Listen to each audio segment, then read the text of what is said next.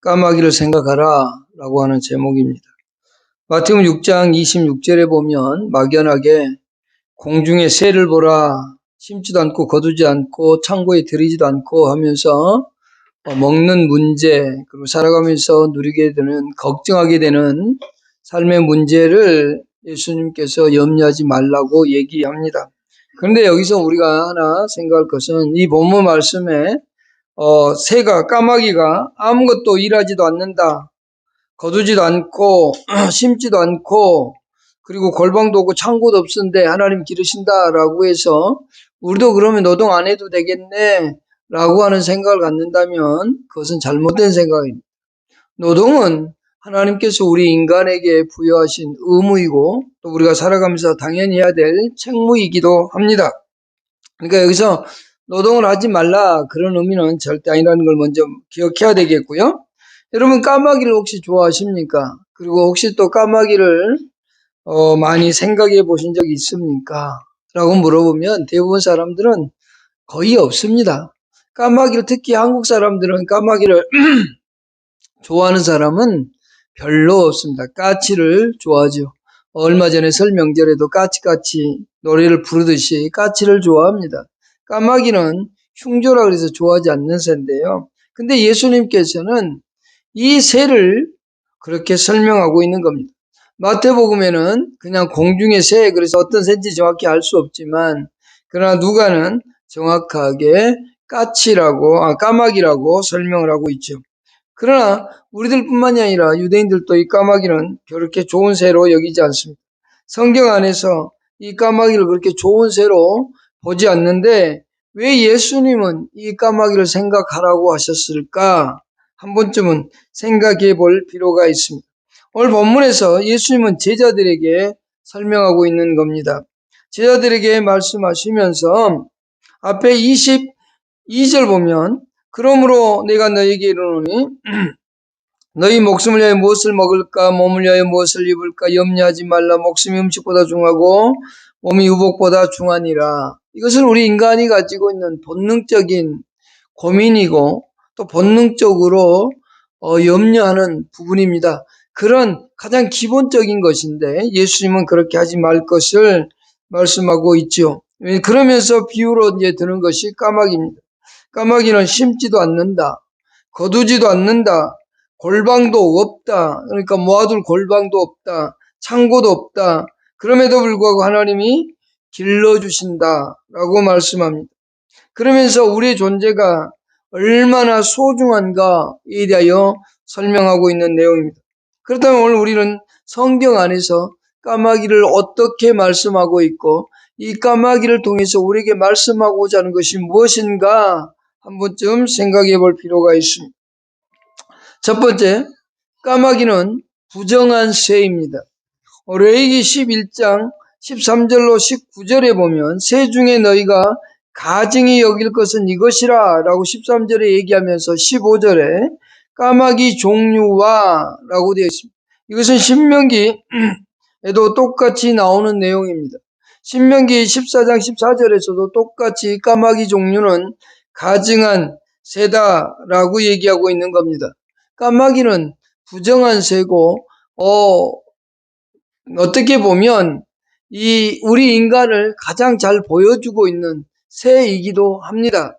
우리 인간은 그러면 부정하지 않느냐라고 할 때 사람들은 우리 인간은 선하다라고 생각을 해요. 하지만 성경은 우리에게 말씀하시기를 뭐라고 얘기하냐면 예레미야 17장 9절에서 우리의 부정함을 이렇게 표현하고 있습니다.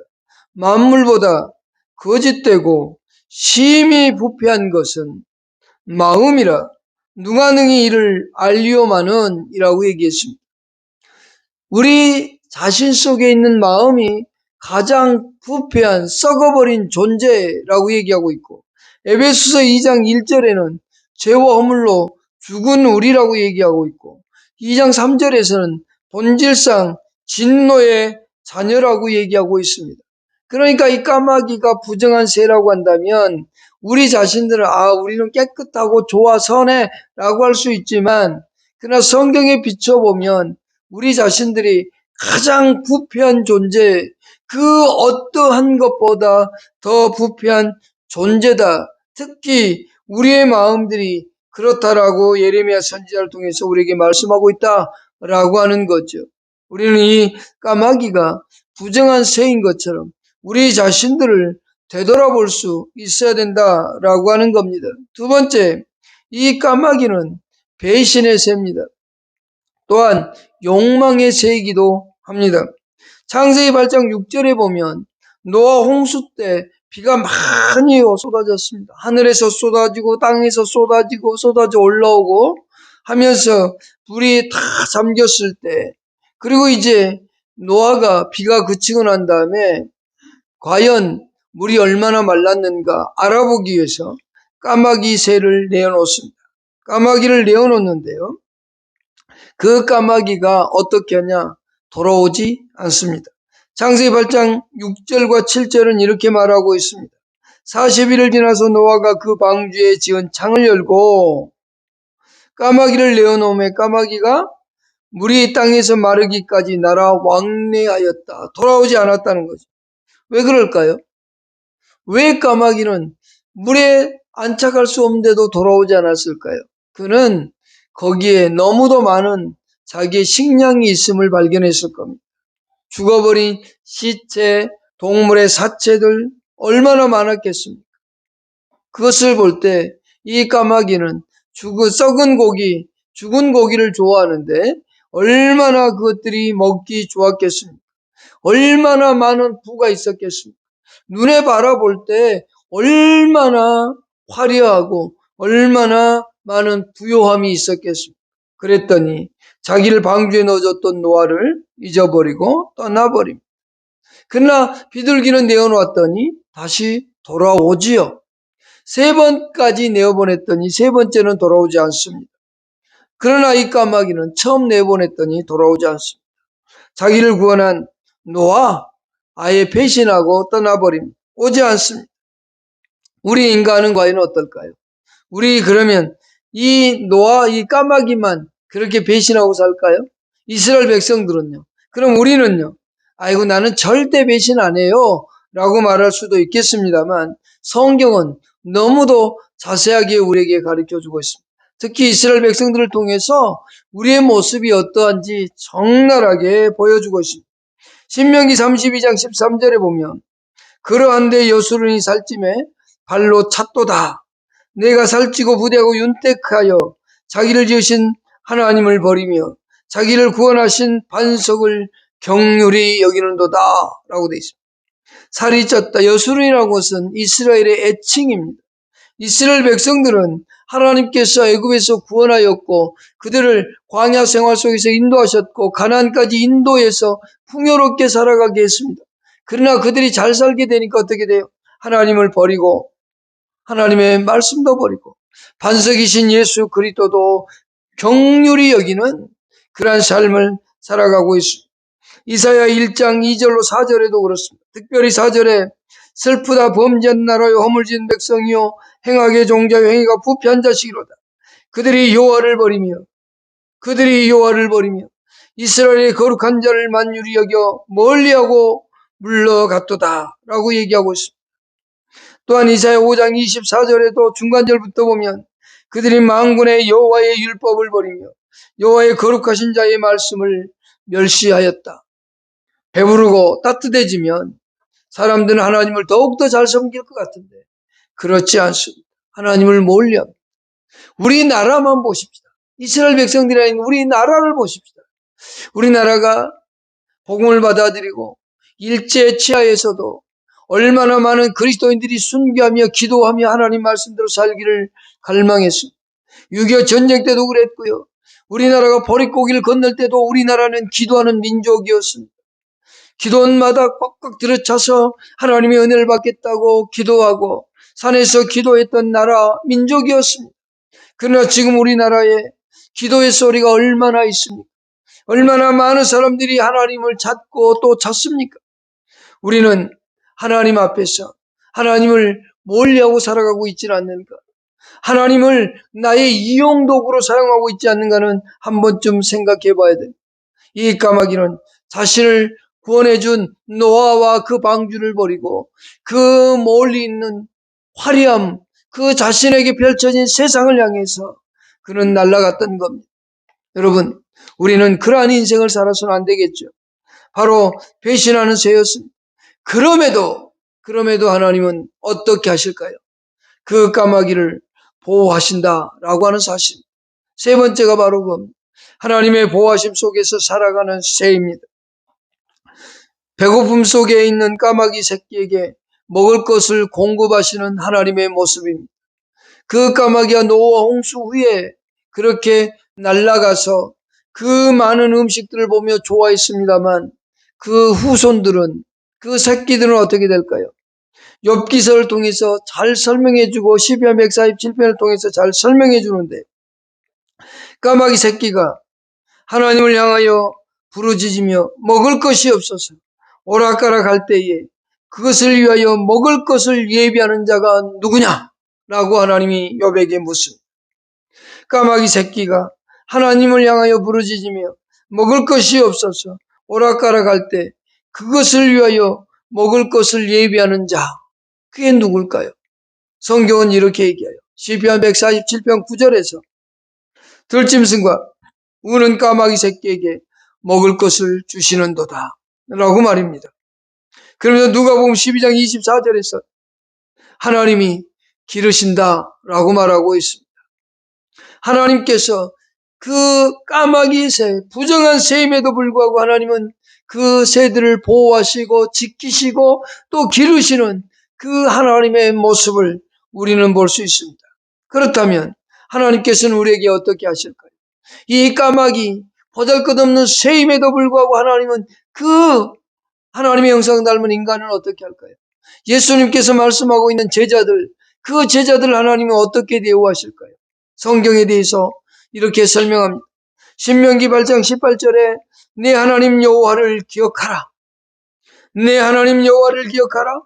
그가 내게 재물 얻을 능력을 주셨습니다. 그가 내게 재물 얻을 능을 주셨습니다. 라고 말씀합니다. 이스라엘 백성들이 애굽 생활하면서 그 애굽에서 구원받아서 나와서 광야 생활을 하고 그 힘든 여정의 이제 끝에 왔습니다. 가나안 땅을 바라보는 시점에 왔습니다. 그러면서 모세는 설교를 통해서 다시 회고하고 있는 겁니다. 이스라엘 백성들아, 너에게 광야 생활에 오는데 먹을 것을 그리고 재물 얻을 능력을 누가 주었느냐? 하나님께서 주셨다 라고 말이죠. 그들을 인도하시고 도우시는 하나님, 이스라엘 백성들이 광야 생활 가운데 그토록 힘든 여정을 겪었음에도 불구하고 신발이 떨어지지 않았고 옷이 떨어지지 아니했다고 말하면서 그들이 얻을 재물 능력까지도 하나님은 주셨다라고 얘기합니다. 그러나 우리는 어때요? 내 힘으로 모든 재물을 얻은 것 같고 내 능력 가지고 모든 것을 얻어가는 것 같습니다. 내가 열심히 노력했으니까 내가 얻었지.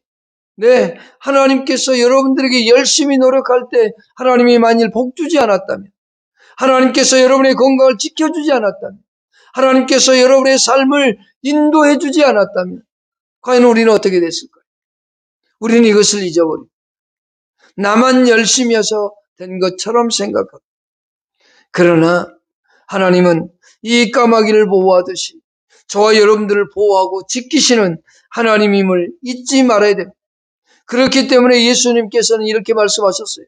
너희는 먼저 그 나라와 의를 구하라. 그리하면 이 모든 것들을 너에게 더하시리라. 하나님께서 약속하신 모든 것들을 더 채워주고 채워주시는 분이라고 얘기합니다.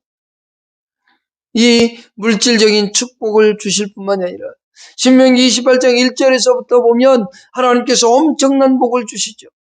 그러나 우리는 이 땅을 살아가면서 물질적인 복만이 아니라 영적인 복도 하나님이 주시는 하나님인 것을 잊어서는 안 돼요. 새들에게 주지 않았던, 동물들에게 주지 않았던 그 영적인 축복을 저와 여러분은 누리고 있는 겁니다. 에베소 1장 3절에 찬송하리로다 하나님 곧 우리 주 예수 그리스도의 아버지께서 그리스도 안에서 하늘에 속한 모든 신령한 복으로 우리에게 복 주시되 하늘에 있는 신령한 복들을 저와 여러분들에게 주신다고 말합니다. 이것은 동물들에게 주어지지 않습니다. 까마귀를 먹이시고 기르시고 다른 동물들을 먹이시고 기르시지만 이 영적인 축복은 오직 하나님의 백성들인 여러분들에게 약속되어진 복입니다. 또한 에베소 2장 5절에서 허물로 죽은 우리를 그리스도와 함께 살리셨고 너희가 은혜로 구원을 얻은 것이라. 또 함께 일으키사 그리스도 예수 안에서 함께 하늘에 앉히셨다라고 말하고 있습니다.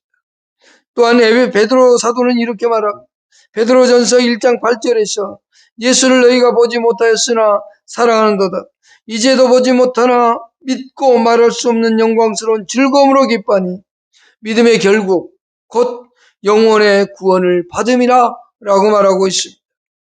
그 영혼의 구원을 받기까지 데살로니가서 5장 23절과 유다서에서는 하나님께서 여러분을 능히 보호하시고 지키시며 인도하신다고 말하고 있습니다.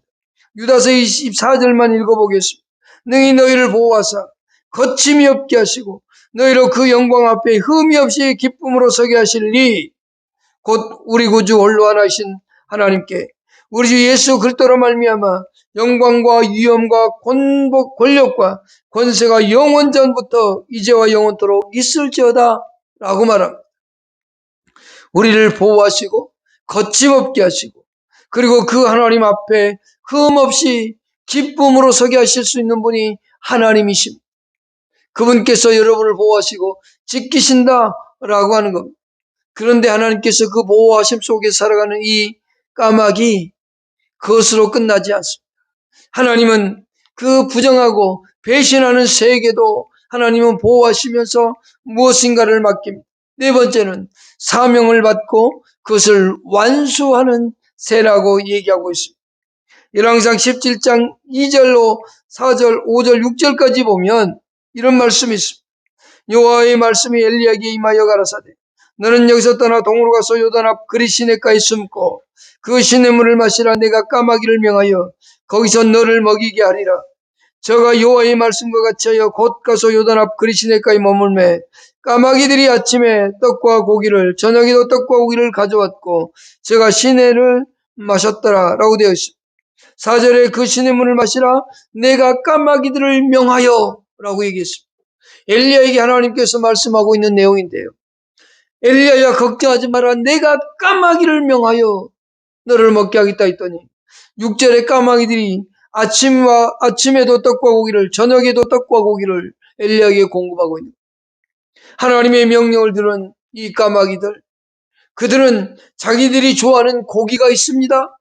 그럼에도 불구하고 그것을 엘리야에게 갖다 주고 있는 모습입니다. 까마귀는 이 사명을 완수하기 위해서 자신의 욕구와 욕망을 포기했습니다.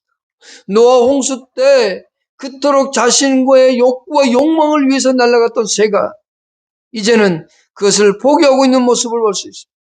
또한 이 사명을 완수하기 위해 자기의 희생과 수고의 노력이 있었습니다. 자기의 시간, 자기의 노력, 힘들을 동원해서 하나님의 명령에 순응하고 있는 이 새의 모습을 봅니다. 까마귀야, 너는 떡과 고기를 물어다가 엘리야에게 갖다 주어라. 이 명령을 까마귀는 받은 것. 이 엘리야를 통해서 하나님의 역사를 이루어가는데 보잘것없는 부정한 새인 이 미물마저도 하나님의 도구로 쓰임받고 있다라고 하는 겁니다. 하물며 하나님께서는 부정하고 배신하는 새를 통해서 하나님의 구원의 역사를 이루어가고 있으면서도 동시에 이제는 누구를 통해서 일하고 싶어 할까요? 하나님께서 우리들을 통하여 일을 원하고 계신다는 사실. 저는요, 아는 게 별로 없어요. 저는 가진 게 별로 없어요. 저는요, 남들 앞에서 잘 말도 못해요. 나는요, 미련해요. 다 괜찮습니다. 하나님은 이렇게 말씀하셔요. 하나님께서 세상에 미련한 것들을 택하사 지혜 있는 자들을 부끄럽게 하려고 하시고 세상에 약한 것들을 택하사 강한 것들을 부끄럽게 하려 하시느며 하나님께서 세상에 천한 것들과 멸시받는 것들과 없는 것들을 택하사 있는 것들을 폐하려 하시나니 여러분 이 속에 우리가 해당되지 않는 거 있습니까? 나는 지혜로운 사람입니까? 나는 강한 사람입니까? 나는 정말로 천하지 않고 부요한 사람입니까? 아니면 뛰어난 사람입니까? 또한 나는 다른 사람들을 지배하며 짓눌고 살아가고 있습니까? 그런 사람들 아니잖아요. 하나님은 그 사람들 통해서 일하고 싶다고 얘기하지 않습니다. 오히려 힘없고 연약한 우리들, 오히려 연약한 우리들을 통해서 일하고자 하시는 모습을 볼 수 있습니다. 열왕기하 7장에 보면 문둥병자 4사람을 통해서 사마리아 성을 살리는 내치는 하나님의 모습을 볼 수 있습니다. 보잘것없는 천대받는 그들을 통해서 하나님의 놀라운 역사를 이루고 있는 걸 볼 수 있어요.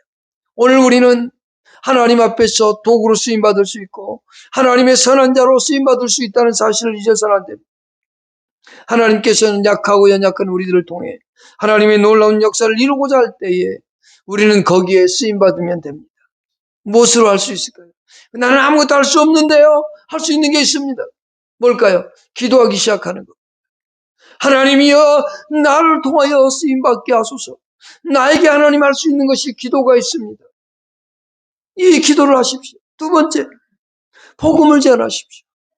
거기에 마가복음 16장 15절에 가라사대 너희는 온 천하에 다니며 만민에게 복음을 전파하라. 여러분이 아는 예수를 보여주고 전달해 주면 됩니다. 여러분이 아는 예수 그리스도를 얘기하면 됩니다. 또한 세 번째는 뭐냐? 하나님의 영광을 위해 살아갈 때 언제나 하나님의 뜻대로 살기를 구하면서 그렇게 살기를 노력해야 됩니다. 언제나 하나님의 영광 앞에 서기를 구하고 그렇게 살아야 됩니다. 고린도서 10장 31절에 그런즉 너희가 먹든지 마시든지 무엇을 하든지 다 하나님의 영광을 위하여 하라고 얘기하고 있습니다. 또한 고린도서 6장 19절에서 20절까지 너희 몸을 너희가 하나님께로부터 받은 바 너희 가운데 계신 성령이 저는 줄 알지 못하네. 너희는 너희 것이 아니라 값으로 산 것이 되었으니 그런즉 너희 몸으로 하나님께 영광을 돌리라고 얘기합니다. 여러분 그렇습니다. 우리는 할 수 없는 게 아니라 안 하고 있는 겁니다. 이 부족하고 연약한 정말로 보잘것없는 까마귀를 통해서 하나님의 놀라운 역사를 이루어간 것처럼 그러면서 제자들에게 까마귀를 생각하라고 얘기하셨던 것처럼 오늘 이 까마귀를 통해서 하나님의 영광 앞에 내가 쓰임받는 자로 설 수 있기를 여러분 모두가 하나님과 그 하나님의 능력 가운데서 보호하심 속에 살고 있고 하나님의 영광을 위해 살아가는 여러분 될 수 있기를 예수 그리스도의 이름으로 축복합니다. 기도하십시다. 하나님 고맙습니다.